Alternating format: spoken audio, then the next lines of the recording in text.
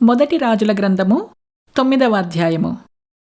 సొలొమోను యెహోవా మందిరమును రాజనగరును కట్టుటయు తాను చేయగోరునదంతయు ముగించిన తరువాత గిబియోనులో ప్రత్యక్షమైనట్లు రెండవ మారు యెహోవా సొలొమోనునకు ప్రత్యక్షమై అతనితో ఈలాగు సెలవిచ్చెను.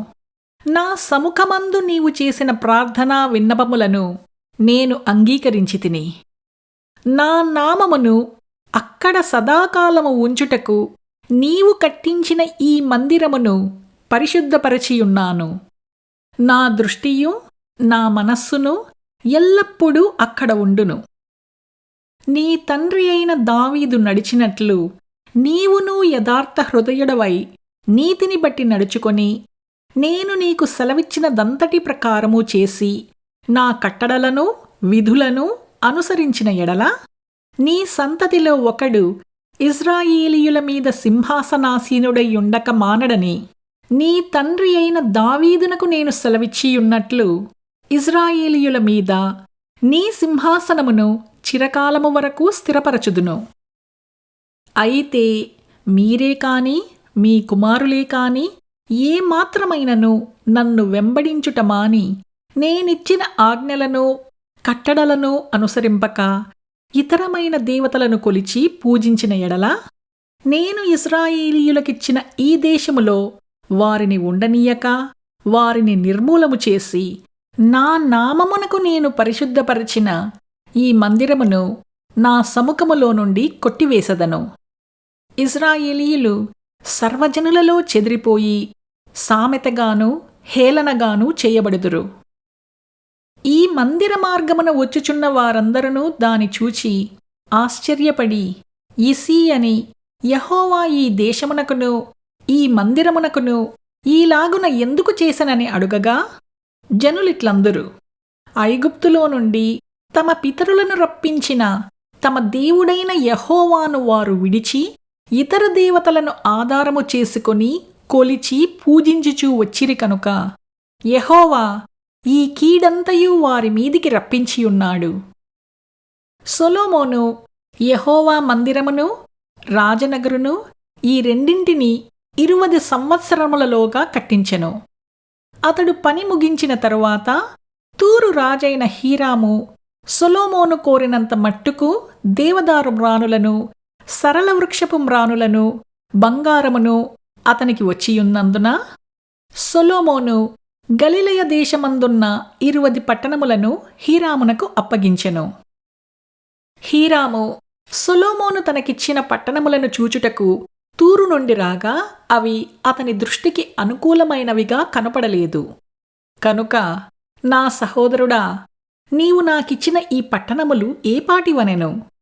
నేటి వరకు వాటికి కాబూల్ అని పేరు.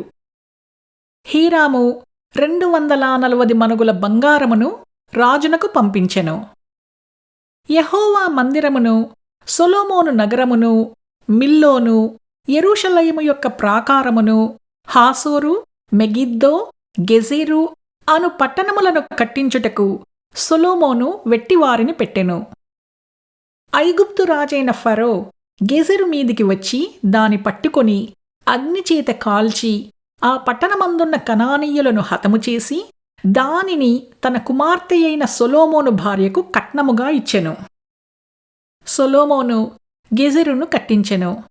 మరియు దిగువను బేత్ హోరోనును బయాతానును అరణ్యములోనున్న తద్మోరును సొలొమోను భోజన పదార్థములకు ఏర్పాటైన పట్టణములను రథములకు ఏర్పాటైన పట్టణములను రౌతులకు ఏర్పాటైన పట్టణములను సొలొమోను యెరూషలేమునందును లెబనోనునందును తాను ఏలిన దేశమంతటి యందును ఏదేది కట్టుటకు కోరెనో అదియును కట్టించెను.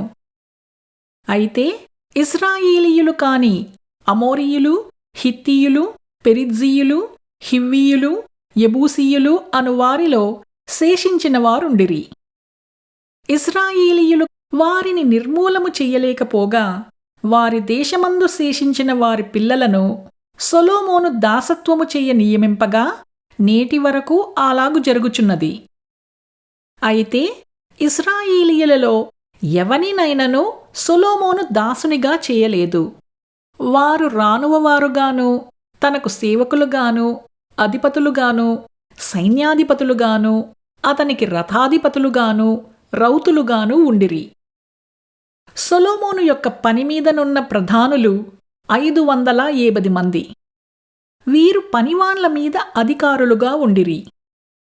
ఫరో కుమార్తె దావీదుపురము నుండి సొలొమోను తనకు కట్టించిన నగరునకెక్కిరాగా అతడు మిల్లోను కట్టించెను. మరియు సొలొమోను తాను కట్టించిన బలిపీఠము మీద ఏడాదిలో 3 మారులు దహనబలులను, సమాధాన బలులను యెహోవాకు అర్పించుచు యెహోవా సముఖమందున్న పీఠము మీద ధూపద్రవ్యము వేయుచుండెను. పిమ్మట అతడు మందిరమును సమాప్తము చేసెను. మరియు రాజైన సొలొమోను ఎదోము దేశపు ఎర్ర సముద్ర తీరమందున్న ఏలతు దగ్గర ఏసోన్గెబెరునందు ఓడలను కట్టించెను. సొలొమోను సేవకులతో కూడా హీరాము సముద్ర ప్రయాణము చెయ్యనెరిగిన ఓడవారైన తన దాసులను ఓడల మీద పంపెను. వారు ఓఫీరను స్థలమునకు పోయి అచ్చట నుండి 840 మనుగుల బంగారమును రాజైన సొలొమోను నొద్దకు తీసుకుని వచ్చిరి.